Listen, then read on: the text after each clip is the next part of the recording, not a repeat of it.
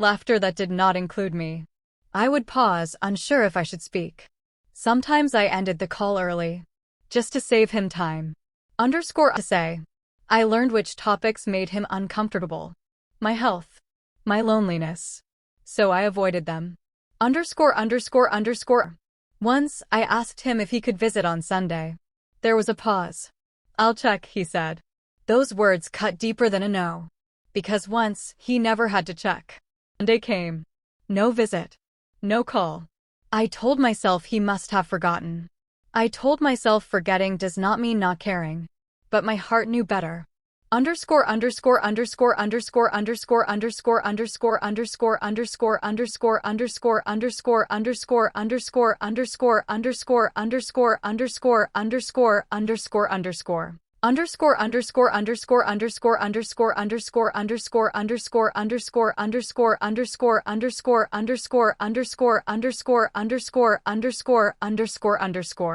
His wife rarely called me. When she did, her words were polite and careful. How are you? Hope you are well. No warmth. No closeness. I felt like a responsibility passed from hand to hand.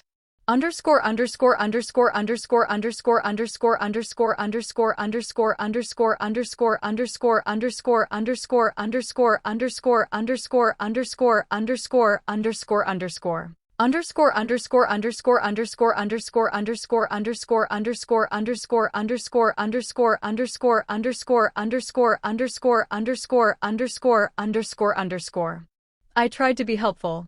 I sent food sometimes. Homemade pickles. Sweets during festivals. My son thanked me. But he did not ask for more. Soon, I stopped sending them.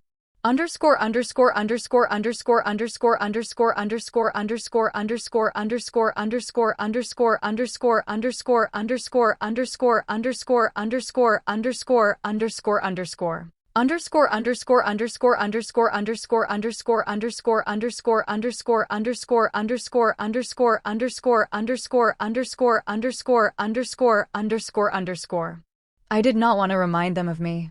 That thought shocked me. When did I start believing my presence needed per?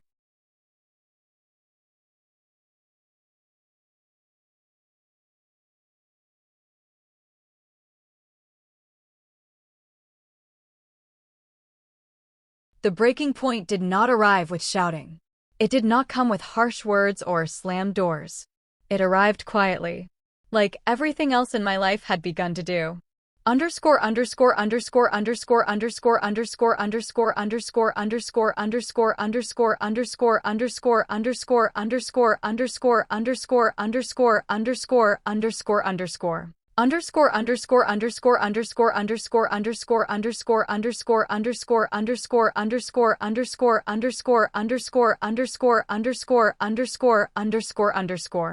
It was a simple phone call. On an ordinary afternoon. I remember because I had just finished folding laundry. The sun was coming through the window. For a moment, I felt almost peaceful.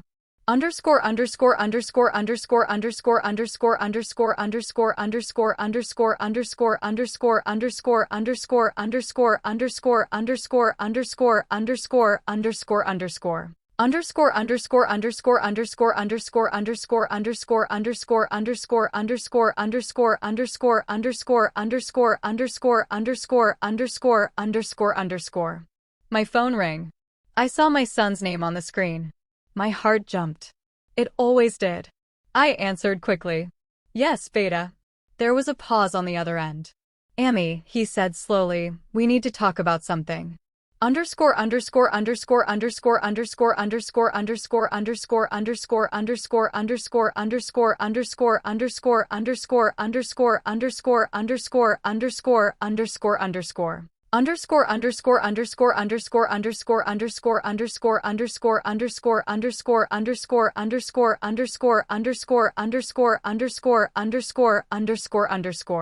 Those words made my hands cold.